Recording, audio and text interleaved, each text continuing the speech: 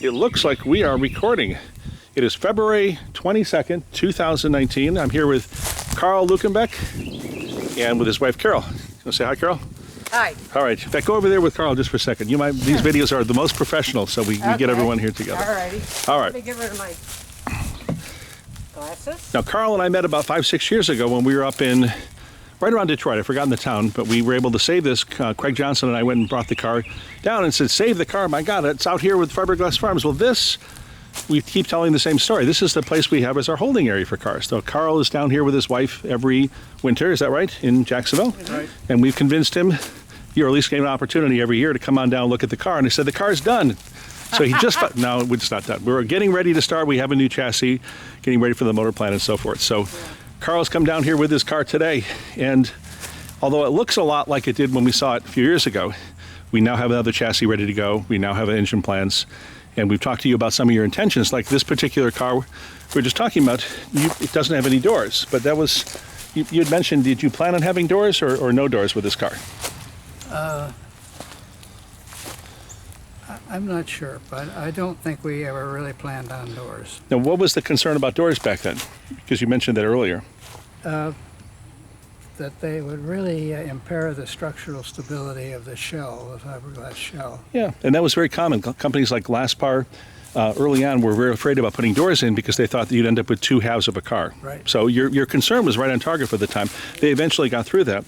Now, did you design this car based on any other car, or how did you come up with the design on it? Probably based on Italian design of that period. Yeah, it's very pretty, the oval. And I really like those things. And how did you choose the power, the drivetrain, which is a Lincoln? It kind of fell into our lap. A Lincoln dealer knew my father, knew that we were working on this car, and he said, well, I've got an engine sitting on a display stand in the showroom, and he said it's about time I got rid of it. Ah, so this is a brand new engine. So it was a brand new Well, engine. let's take a look at the engine. Let's take a look. Get you up here. Is it in here? Yeah, well, we'll find. I hope it's still in there. We'll find out. Out here at the farms, you never know. Let's see. Now move this thing back.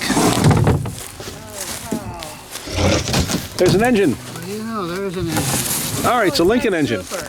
Now, we actually have pulled it apart. The engine at this point, when we picked up the car a few years ago, had been sitting in the same place outside for about 50 years.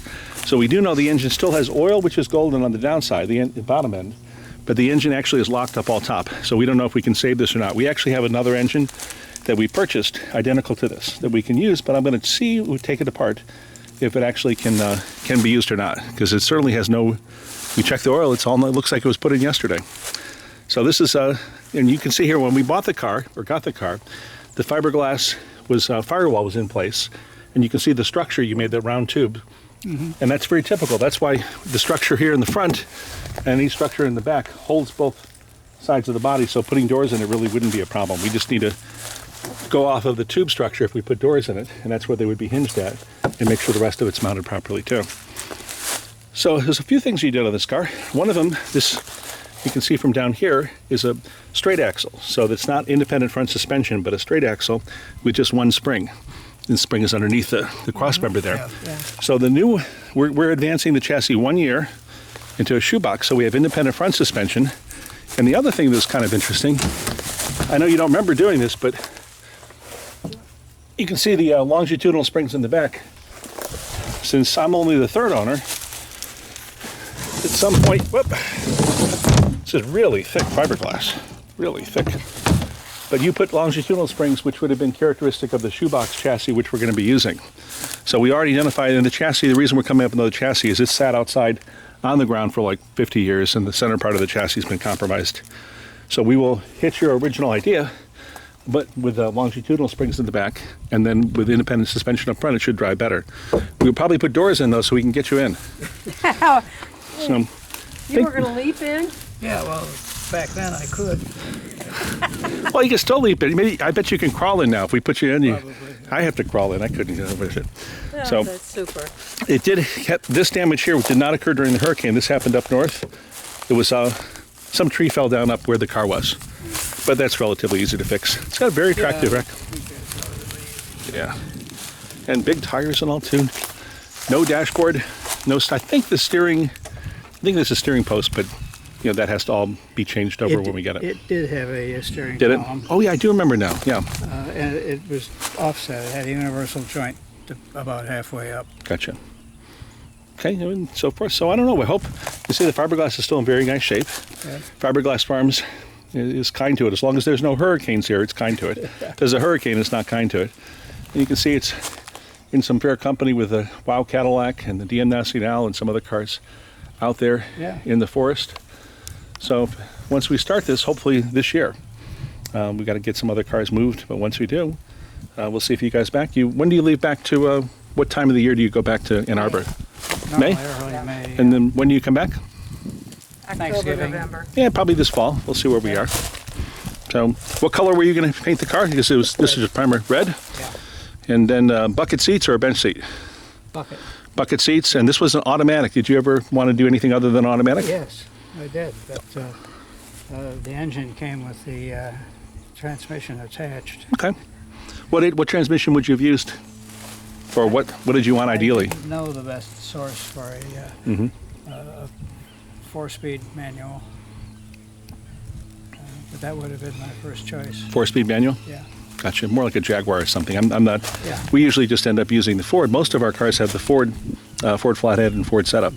So very few have, unless they modernize the transmission. Usually they'll go with a vintage engine, and it's not unusual to have a modern transmission behind it. Brakes and so forth are vintage. So now, when you were working on this, you worked on it for more than 1 year. So Yeah. it was in your garage for your family house. Right. And how many years do you think you started when you were 17? Is that what you said? Maybe, High school? Maybe even 16. So you were still in high school when you started it. Right. And then you left. You stopped working about what age? About 19, maybe. So had you started Cranbrook at college yet, or? I'd finished. Oh, really? I was at the University of Michigan by then. Okay. So And that's one of the reasons that's when the progress stopped. Mhm. That's- it, So freshman, sophomore, junior, you left the car at your father's house. well, in a rental garage a block away. Okay, near your family's house. I gotcha. Okay. And then did you know it's still, I remember asking about it, I've forgotten the answer.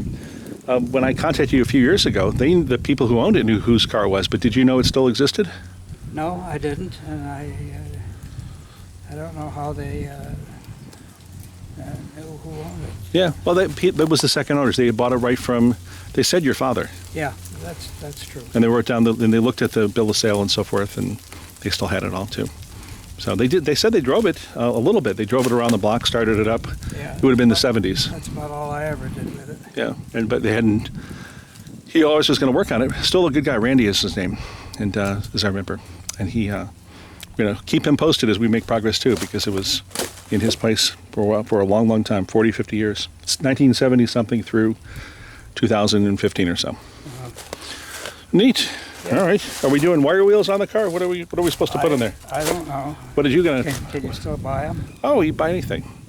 What kind of wheels were you going to use? Wire wheels, the